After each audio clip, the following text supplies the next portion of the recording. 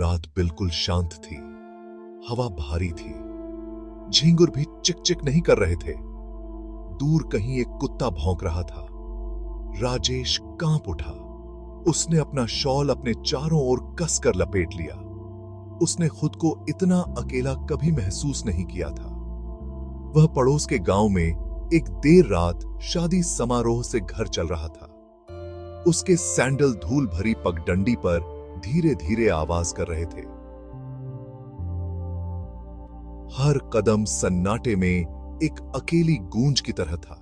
चांद बादलों के पीछे से निकला। उसकी हल्की रोशनी ने रास्ते पर लंबी नाचती हुई परछाई डाली। राजेश ने अपनी गति तेज कर दी। उसे देर हो रही थी। उसकी मां चिंतित होगी। वह हमेशा चिंता करती थी। उसने पीछे मुड़कर देखा। क्या झाड़ियों में कुछ हिला था? उसने अपना सिर हिलाया। यह सिर्फ उसका वहम था। वह चलता रहा। उसका दिल उसकी छाती में जोरों से धड़क रहा था। वह इस एहसास को दूर नहीं कर सका कि उसे कोई देख रहा है। अचानक हवा के एक झोंके ने पास के पेड़ों की पत्तियों को हिला दिया। राजेश अचानक रुक गया। उसने कसम खाई कि उसने एक फुसफुसाहट सुनी। उसने गौर से सुना। पेड़ों से होकर गुजरती हवा की सीटी के सिवा कोई आवाज नहीं थी। उसने खुद को इतना घबराहट होने के लिए डांटा। वह फिर से चलने लगा, लेकिन उसकी गर्दन के पीछे के बाल खड़े हो गए। उसे एक अजीब सा एहसास हुआ कि वह अकेला नहीं है। वह धीरे से मुड़ा। उसके पीछे का रास्ता खाली था। वह बिल्कुल अकेला था। राजेश अपनी यात्रा पर चलता रहा। उसका दिमाग तेजी से दौड़ रहा था। वह हमेशा से एक संशयवादी व्यक्ति था, लेकिन इस रात के बारे में कुछ अलग था। जैसे ही वह रास्ते में एक मोड़ पर मुड़ा, उसने दूर से एक हल्की सी रोशनी देखी। ऐसा लग रहा था कि यह उस पुरानी हवेली की तरफ से आ रहा है। जब तक उसे याद था, हवेली खाली पड़ी थी। गांव वाले इसके प्रेतवाधित होने की कहानियां सुनाते थे। राजेश ने हमेशा इन कहानियों को अंधविश्वास से ज्यादा कुछ नहीं समझा था। अज्ञात की ओर उत्सुकता ने राजेश को बेहतर कर दिया। उसने रोशनी की जांच करने का फैसला किया। उसने खुद से कहा कि वह मूर्खता कर रहा है, लेकिन वह अज्ञात के आकर्षण का विरोध नहीं कर सका। जैसे जैसे वह हवेली के पास पहुंचा, रोशनी तेज होती गई। ऐसा लग रहा था कि यह ऊपर की किसी खिड़की से आ रहा है। राजेश संपत्ति के किनारे पर झिझका। हवेली पास से देखने पर और भी भव्य थी। इसकी ढहती दीवारें और ऊंचा आंगन इसे एक भयानक, लगभग भयावह एहसास देते थे। प्रेतवाधित कक्ष। एक गहरी सांस लेते हुए राजेश सावधानी से घर की ओर बढ़ा। वह बरामदे की चरमराती सीढ़ियों पर चढ़ गया और धूल भरी खिड़की से झांकने लगा। अंदर एक मेज पर एक तेल का दीपक टिमटिमा रहा था, जिससे कमरे में लंबी परछाई पड़ रही थी। एक आकृति एक कुर्सी पर बैठी थी। उसकी पीठ खिड़की की ओर थी। राजेश ने शीशे पर हल्के से दस्तक दी। वह व्यक्ति नहीं हिला। उसने फिर दस्तक दी, इस बार और जोर से। फिर भी कोई प्रतिक्रिया नहीं हुई। सच्चाई का खुलासा।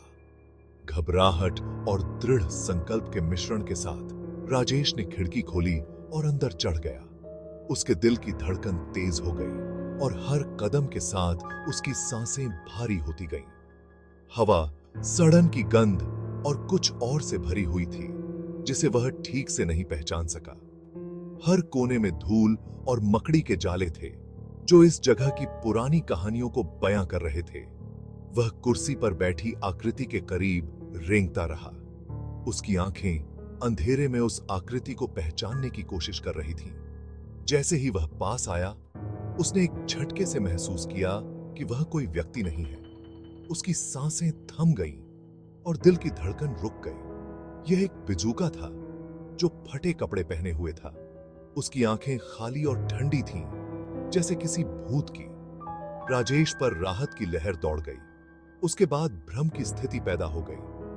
वह सोचने लगा कि आखिर इस जगह में बिजूका क्यों रखा गया है। एक प्रेतवाधित घर में बिजूका कौन रखेगा और क्यों? यह सवाल उसके दिमाग में गूंजने लगा और वह इस रहस्य को सुलझाने के लिए दृढ़ संकल्पित हो गया। एक बेताब भागने। यह एक ऐसी रात थी जब हर कोना डरावना था। अचानक राजेश ने अपने पीछे एक आहट सुनी। उसकी रीढ़ की हड्डी में सिहरन दौड़ गई। वह घूम गया। उसका दिल तेज हो गया। उसकी आंखें अंधेरे में कुछ खोजने लगीं। दरवाजे पर एक छायादार आकृति खड़ी थी। उसकी आंखें मंद रोशनी में चमक रही थीं। वह आकृति धीरे धीरे उसकी ओर बढ़ रही थी। दहशत ने उसके अंगों को गति प्रदान की। उसका दिल तेजी से धड़कने लगा और उसकी सांसें तेज हो गईं। वह पीछे हट गया, मेज पर से गिर गया और कमरे को अंधेरे में डुबो दिया। उसके हाथ पैर कांप रहे थे। वह अपने पैरों पर चढ़ गया और अपनी जान बचाकर भाग गया। उसकी हर कदम में डर और बेचैनी थी। वह अपने पीछे उस व्यक्ति को सुन सकता था। उसके कदम भारी और खतरनाक थे। हर कदम के साथ उसका डर बढ़ता जा रहा था। उसने पीछे मुड़कर देखने की हिम्मत नहीं की। वह जानता थी इसे जानता है उठाता थे कि एक पल की भी देरी उसकी जान ले सकती है। आजादी का आलिंगन। राजेश हवेली से बाहर निकलकर रात में भाग गया। जब तक वह अपने ही गांव की सुरक्षा तक नहीं पहुंच गया, तब तक वह दौड़ना बंद नहीं किया। उसने खुद को अपनी मां के चरणों में फेंक दिया। सांस लेने के लिए हाँफ रहा था। जब वह अंततः बोल सका, तो उसने उसे सब कुछ बता दिया। उसकी मां ने धैर्यपूर्वक उसकी बात सुनी। उसके चेहरे पर चिंता की रेखाएं उभर आईं। जब वह खत्म कर चुका था, तो वह बस मुस्कुराई और उसके सिर पर हाथ फेरा। एक सुस्त बेचैनी। यह एक ऐसी बेचैनी थी जो हवा में घुली हुई थी, जैसे कोई अदृश्य शक्ति हर कोने में छिपी हो। यह तो बस एक पुरानी कहानी है बेटा, उसने कहा। लेकिन उसकी आंखों में एक अजीब सी चमक थी, जैसे वह कुछ छुपा रही हो। डरने की कोई बात नहीं है, उसने उसे दिलासा देने की कोशिश की, लेकिन उसकी आवाज में एक हल्की सी कंपी थी। राजेश उस पर विश्वास करना चाहता था। वह सचमुच चाहता था, लेकिन उसके मन में संदेह की एक छोटी सी चिंगारी जल रही थी।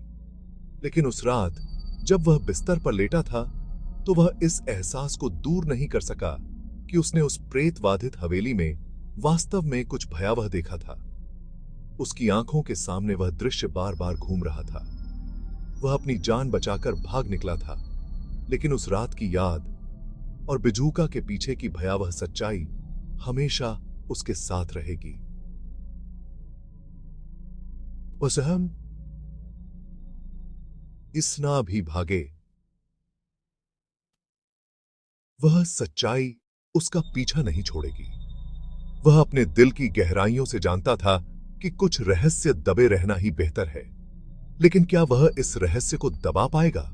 यह सवाल उसे हमेशा सताता रहेगा।